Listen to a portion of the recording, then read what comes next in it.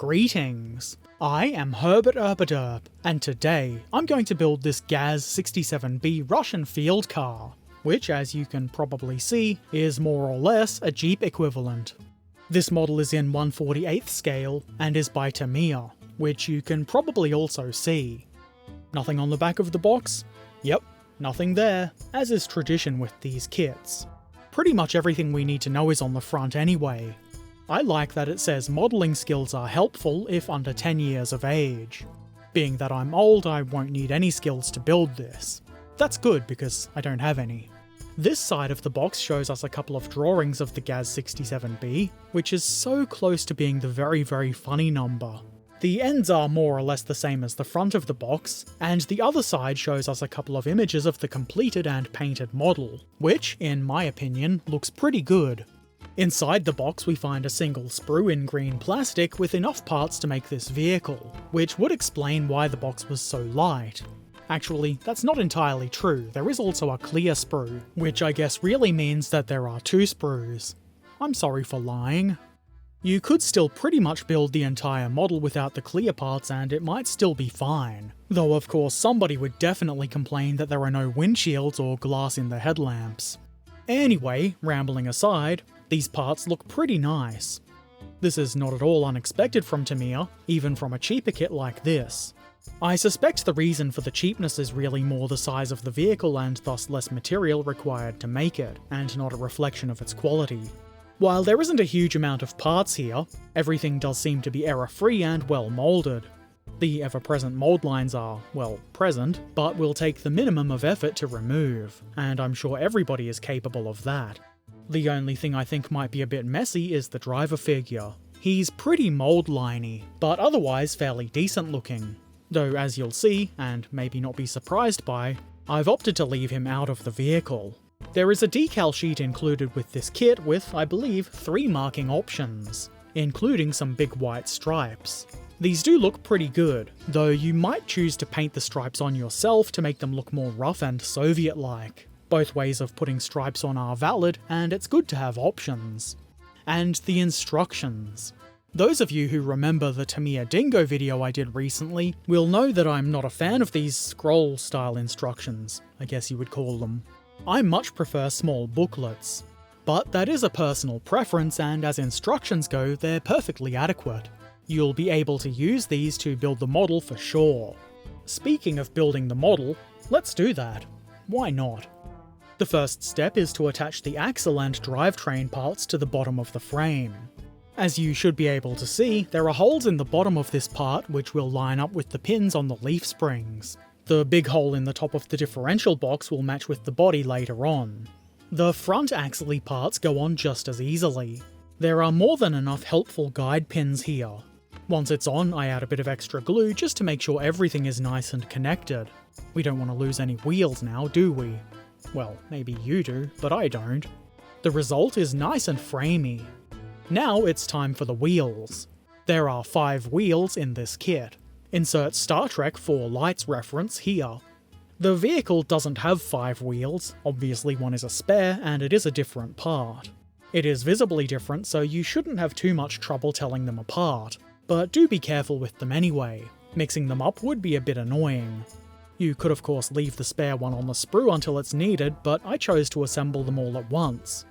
Assembly is simple. You just glue the back part of the wheel into the recess on the back of the main tyre part. If you were watching the build stream, you would have got to see this done in real time. Sorry. Next comes this thing, which is some sort of support bar part. It goes on the underside of the frame here, like so. Pretty simple.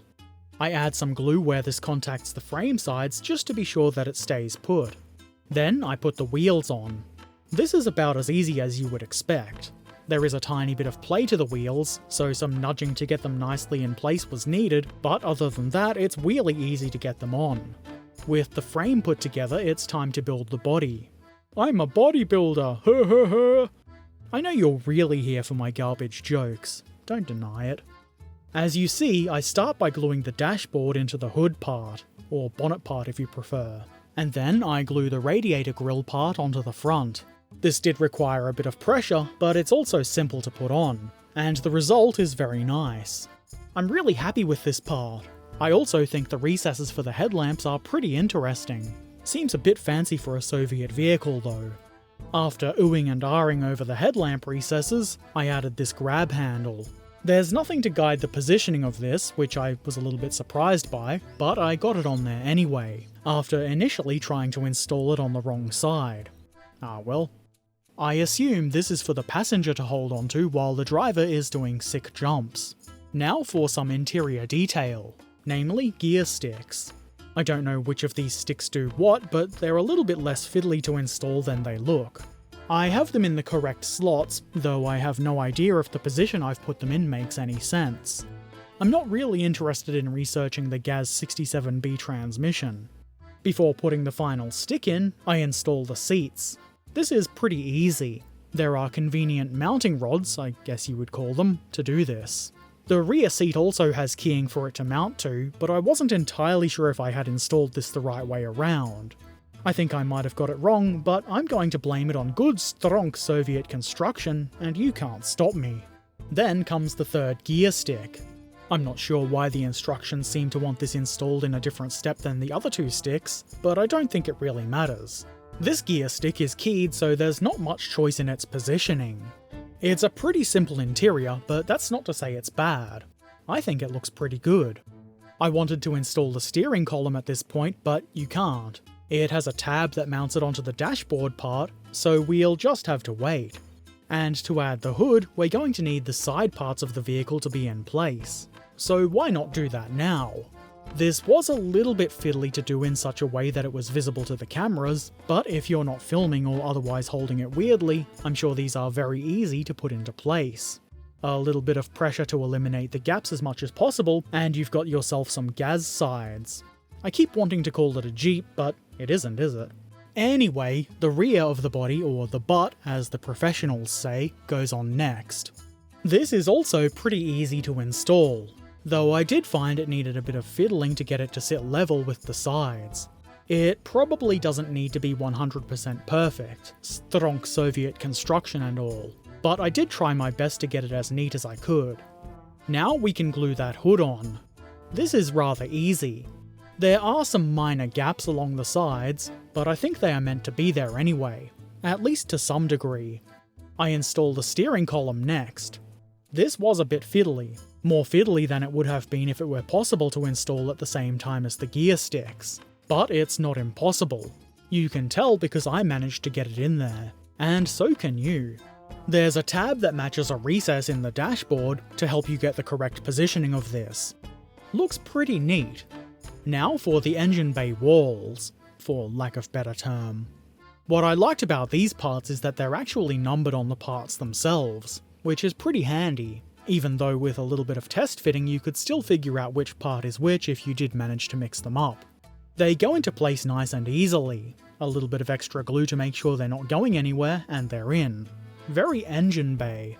I'm sure somebody will be disappointed that there are no engine parts. There is a muffler and exhaust pipe detail though. That's something. The keying makes this pretty simple to install, and it should be fairly visible as well. It's finally time to join the body and frame. This should have been extremely simple. There are guide pins and it seems like you should be able to just slot the parts together, but I did have a bit of an issue getting the front to sit right. To fix it, I did a little bit of surgery to the engine bay wall parts. It is a bit rough, but it worked and it shouldn't be visible anyway. The important thing is that it allowed me to get the frame and body together relatively neatly. Now that the structure of the truck is complete, it's time to add all the finishing details to make it look all nice. Starting with these roll things. These easily mount onto the guide pins here on the side. I'm assuming that these are doors for when the top is up. Maybe some people don't want mud and rain coming inside the vehicle on those wet days. Speaking of the top, the framey bits for that come next. These are in the folded down position of course, and the side parts for this are easy to attach.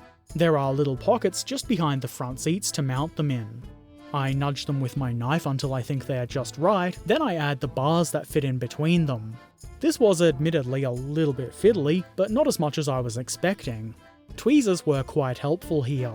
I'm not entirely sure why they didn't make this a single piece, that would have been a lot easier, but hey, we're here to glue bits of plastic together, aren't we? And the result is pretty good. I don't see any covers for this, so I'm assuming that's rolled up and stowed somewhere inside the vehicle. Next comes the towing hitch, which I initially thought was some sort of spare wheel holder due to the angle of the diagram in the instructions, but I figured it out before making any mistakes. Once you know where it goes, it's pretty simple to install. I then mount the spare wheel to the round mounting thing on the rear of the body. This is also quite easy. Next come some grabby handles. Maybe they're not grabby handles. I suspect they're more used as tie-down points. There are two smaller square-shaped ones that go on the rear corners, and a slightly more fiddly, wider and angled one that goes along the sides above the rear wheels. With a little bit of knife nudging, they went into place, though they do look a little bit messy. That's fine though, it doesn't have to be perfect, and I'm sure these parts were susceptible to damage anyway. After that came these little hook thingies at the front. These are tiny, and if you think they look fiddly, you're not wrong. I used tweezers and nudging both with my knife and fat fingers, and eventually I got the parts to look relatively neat. There are tiny guide pins for these, but I'm not entirely sure how effective they really were. What matters though is that the hooks are in place. I follow that with the headlamps. These fit nice and easily into their intended recesses, which are very fancy, at least by Soviet standards. There are clear plastic lenses for these. Obviously it would be a silly idea to glue those on now, or you would have green headlamps. I mean, that would be kind of cool, but probably not something most of you want. I will leave those off until the model is painted. That seems pretty sensible. The windshield is another clear part, obviously.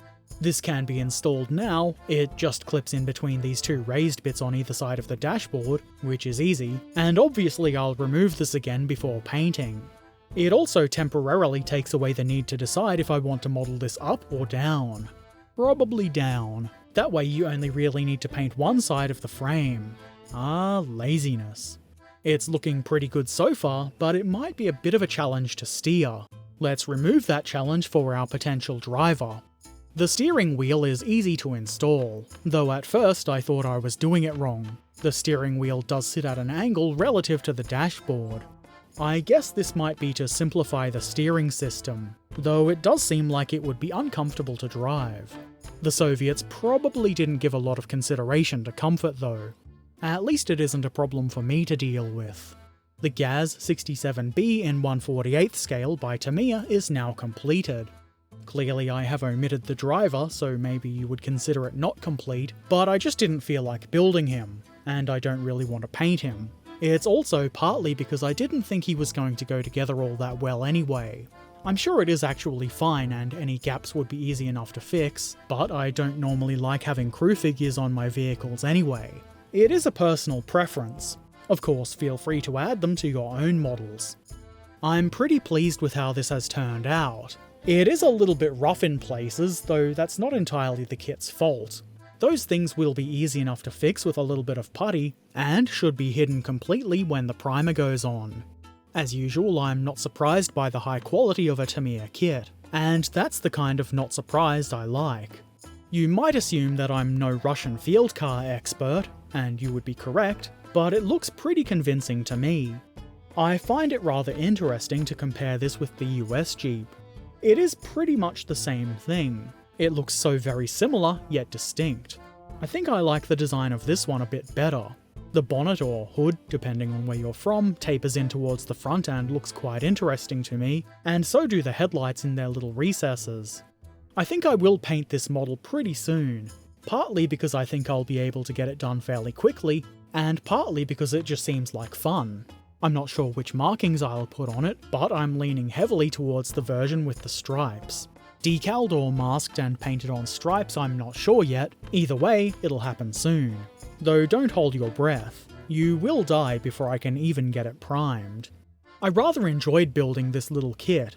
It only took me one stream session of a couple of hours, so you could definitely get this built nice and quick.